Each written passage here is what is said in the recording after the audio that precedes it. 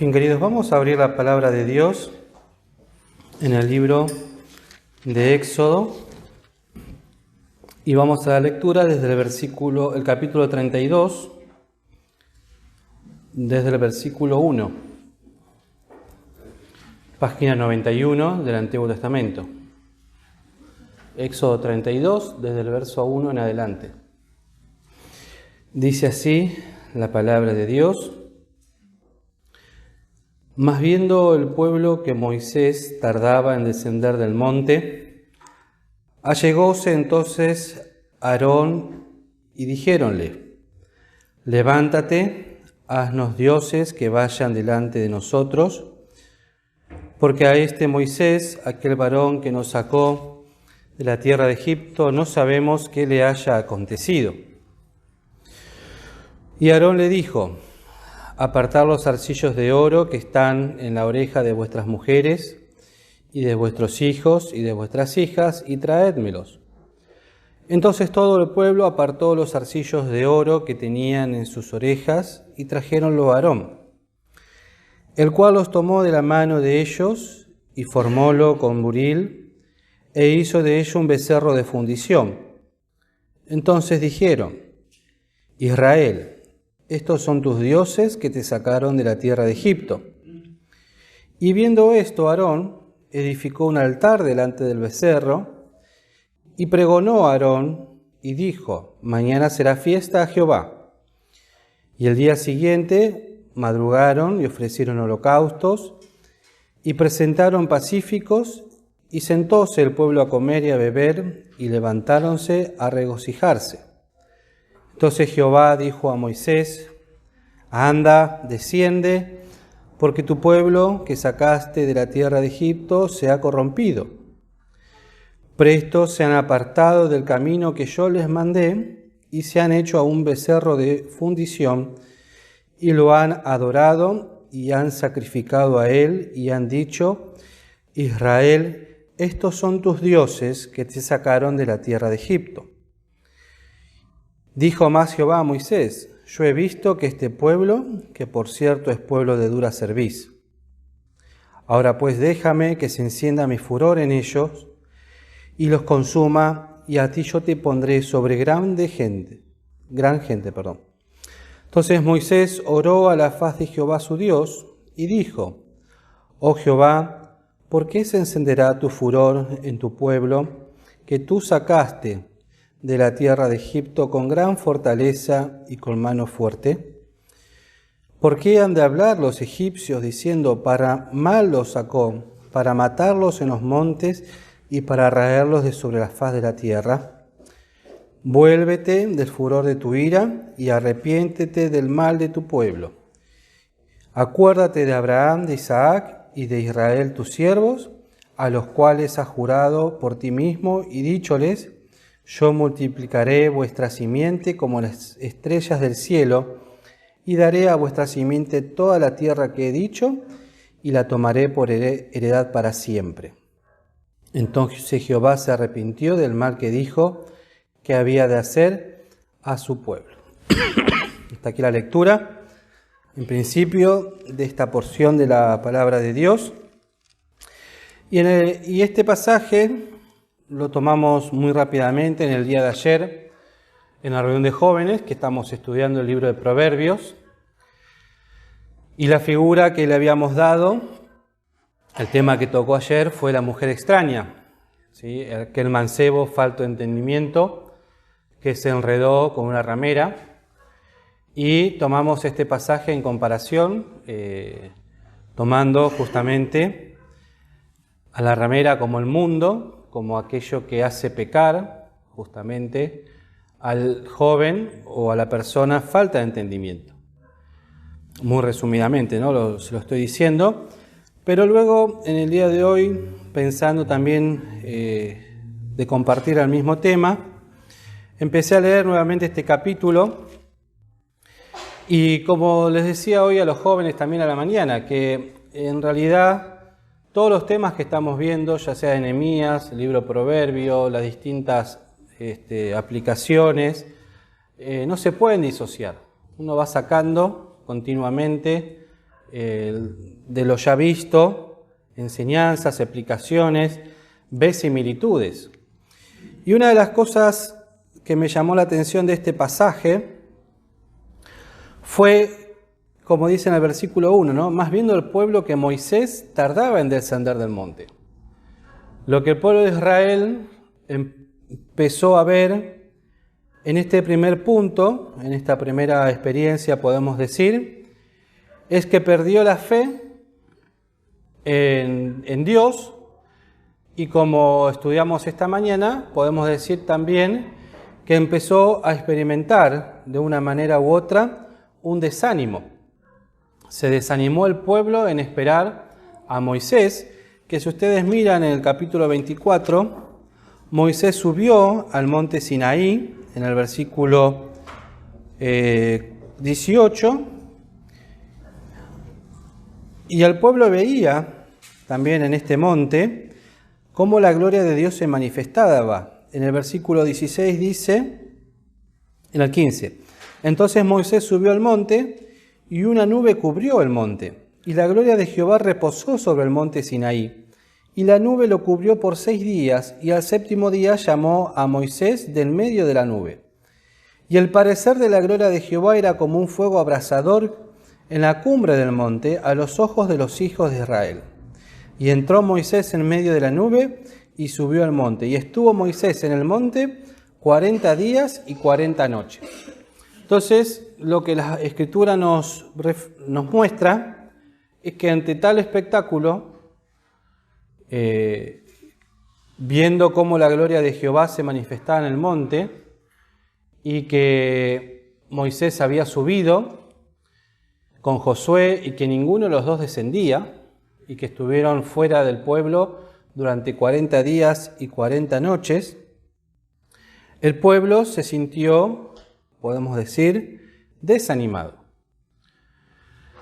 Y lo que pensaba era que el desánimo, como hoy vimos a la mañana también en las distintas clases, tiende justamente a que perdamos el ánimo o las fuerzas para hacer algo. El peligro del desánimo lleva también a un apartamiento de los caminos del Señor. Porque el pueblo, en vez de buscar a Aarón, que era el sacerdote que Jehová había puesto con Moisés, para orar y pedirle que Dios busque o les dé una respuesta, qué debían hacer, decidieron ante esta situación tomar su propia decisión, que fue justamente hacerse, como hemos leído, un becerro de oro. Y este desaliento que el pueblo estaba experimentando es el desaliento que también los creyentes podemos experimentar, porque una de las cosas que más se cuestiona en este tiempo es cuándo ha de ser la venida de Cristo. Hace tanto tiempo que se predica que Cristo ha de volver, que Cristo ha de venir a buscar la iglesia, y aún no lo ha hecho, que podemos correr el riesgo y perder, como vemos acá, la visión, el objetivo de que hay que esperar el tiempo que Dios lo establece, o lo establezca, que nadie sabe cuándo ha de ser el día y la hora. Pero el pueblo de Dios tiene que procurar en el tiempo que aún Cristo no ha vuelto, que Cristo está esperando también la hora del Padre. Lo vemos en esta figura de Moisés, porque Moisés se fue del pueblo, fue a hablar sobre las leyes que Dios le iba a establecer. Pero y Moisés descendió cuando Dios lo manda. Entonces, como pueblo de Dios, que hoy nos toca a nosotros, no caer en este pecado de el desánimo espiritual y olvidarnos de esta promesa que se ha de cumplir, de que Cristo ha de volver y que nosotros los debemos esperar. Y hay otra cosa interesante de este pasaje que también me llamaba la atención en esta tarde, cuando lo repasaba, es que el pueblo dio a Aarón lo que poseía. Y particularmente, si ustedes siguieron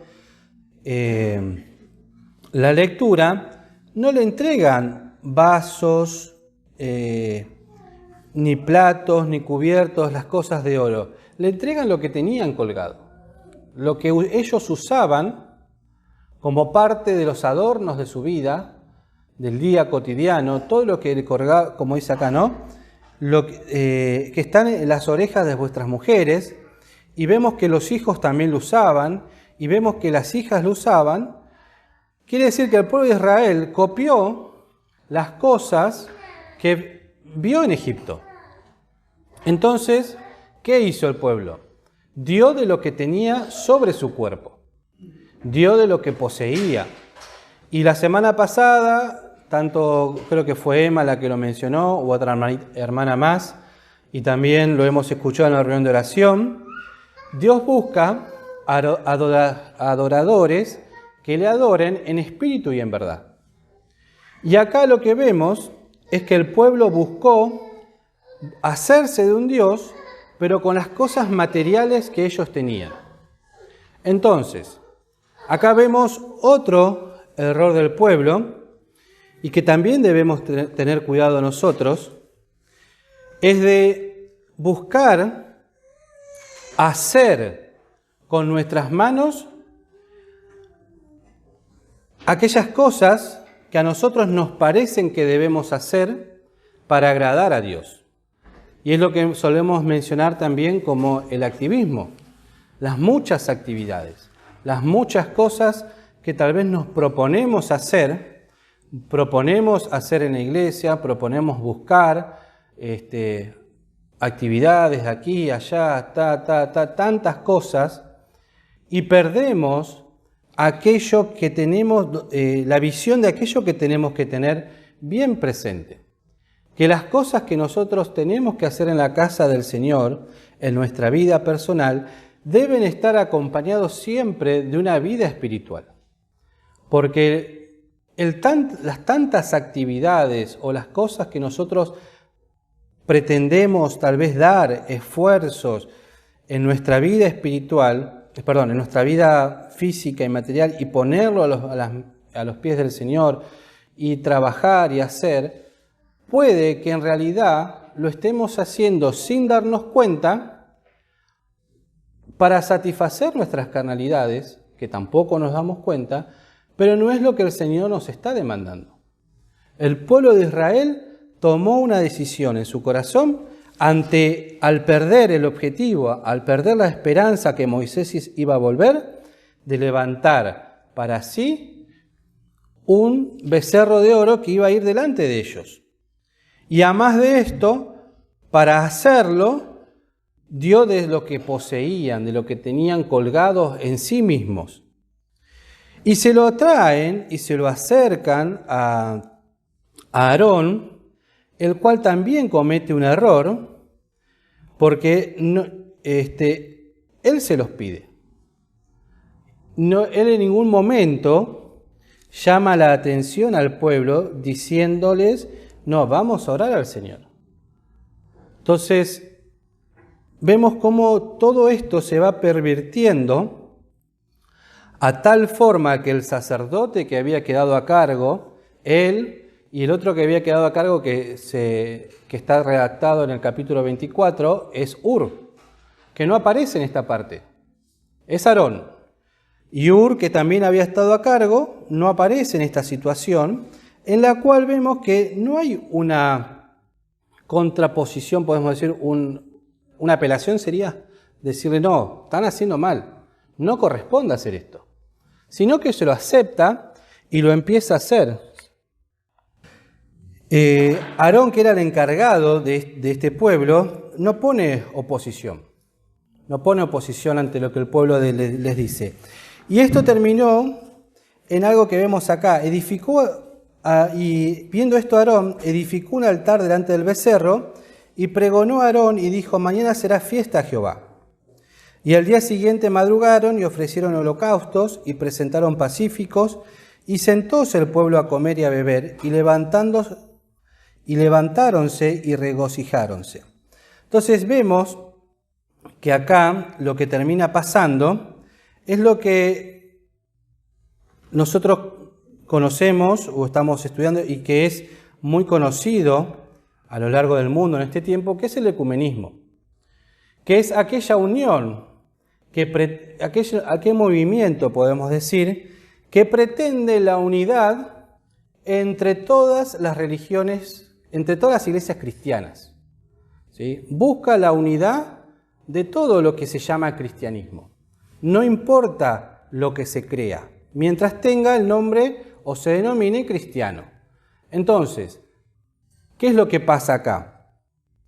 Que este desvío de apartarse de lo que Dios había establecido y de perder la visión y de mirar a Cristo y de ser guiados por la palabra, perder, y fíjense que Aarón también lo pierde, o sea que él era guía del pueblo y también pierde esta visión, sino que hace lo que el pueblo quiere, lleva a esta unión ilícita que queda acá establecido. Esto de hacer un altar delante del becerro, y delante del becerro, que era algo inmundo porque ellos mismos lo llaman nuestros dioses, que le dan el nombre, si ustedes miran acá, en el versículo, a ver si lo encuentro, hay un versículo que dice, estos son los dioses que te sacaron de Egipto. Entonces, vemos que hay una perversión, una unión ilícita. El 4, a ver.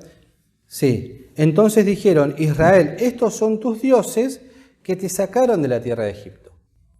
Entonces vemos, queridos, que el perder la visión a dónde estamos, de perder la esperanza de que Cristo ha de volver, de dejarnos llevar por nuestros propios sentimientos, por nuestras propias formas de pensar, y más aún cuando los que están al frente de la iglesia no ponen el límite que tiene que ponerse de guardar la sana doctrina, de guardar la palabra de Dios, todo el consejo de Dios, como está desarrollando nuestro hermano Alfredo, corremos el peligro de mezclarnos de una manera donde perdemos cuál es, como podemos decir, el norte.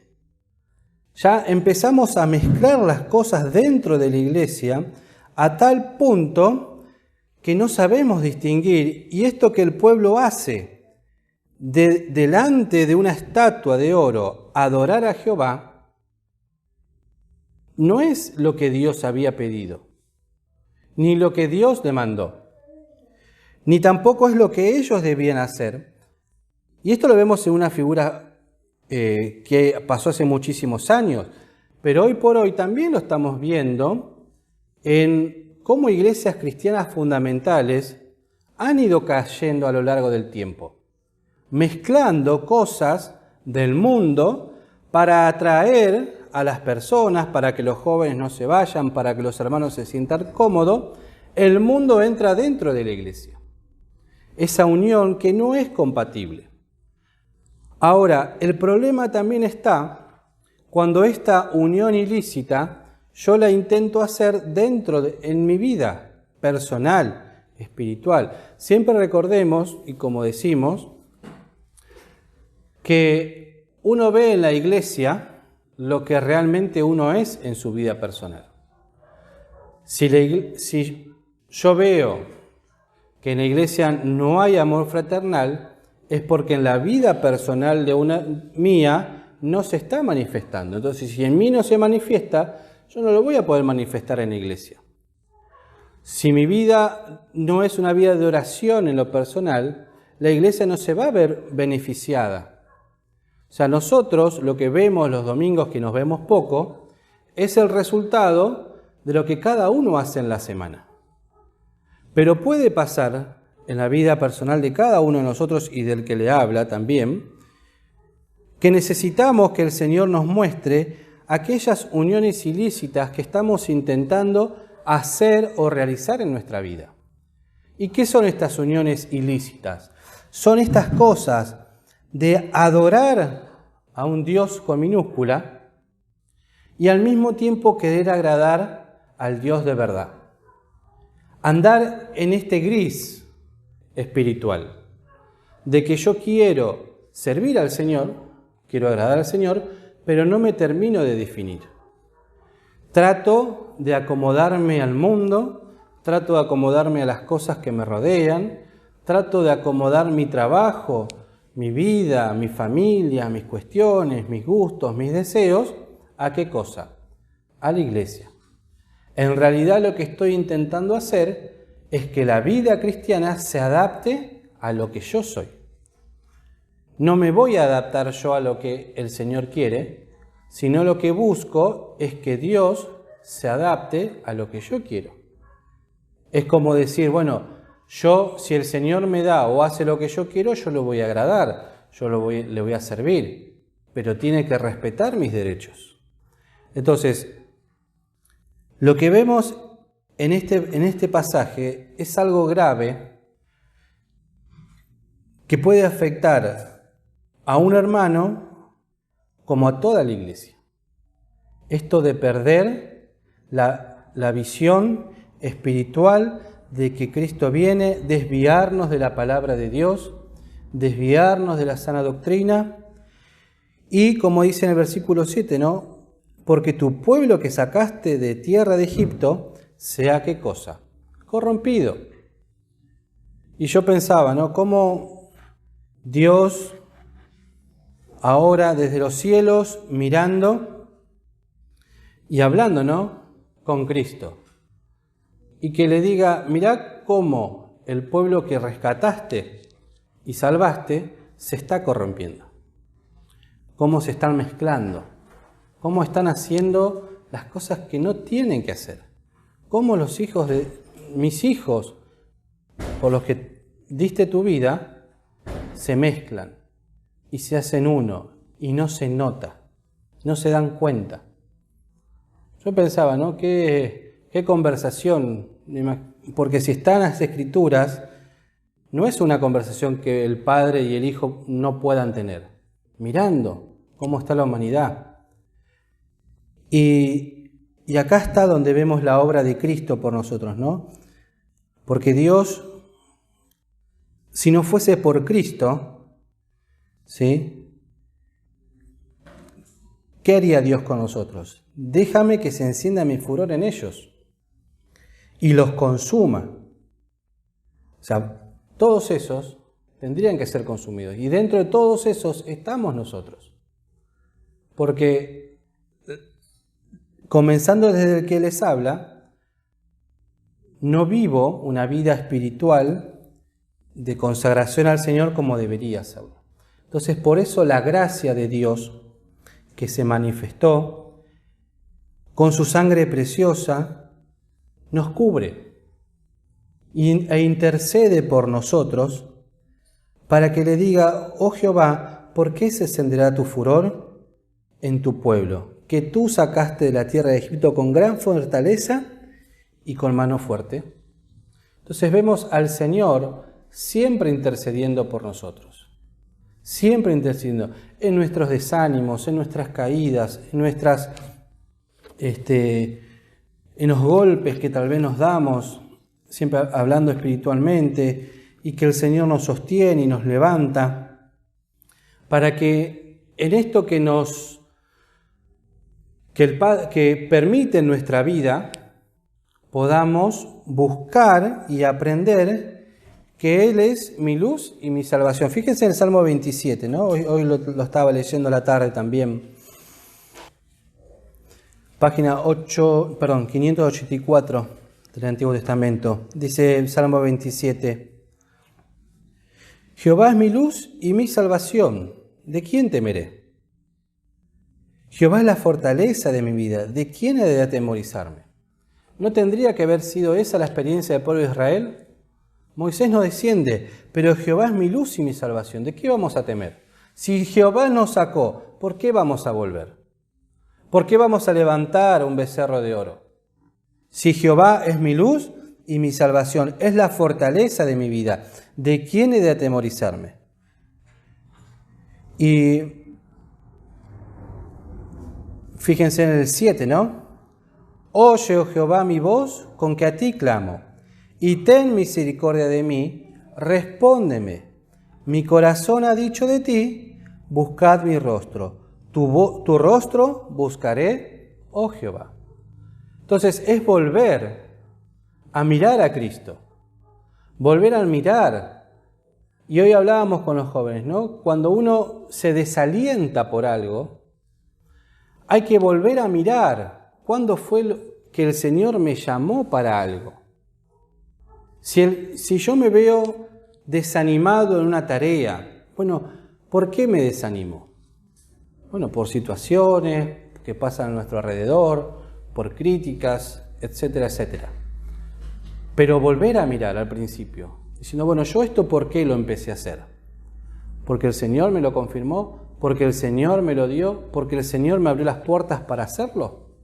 Sí, bueno, entonces tengo que seguir adelante porque el Señor me va acompañando. El pueblo de Israel, en esta experiencia, tendría que haber mirado hacia atrás diciendo, bueno, ¿quién nos sacó a nosotros? ¿Moisés o Jehová?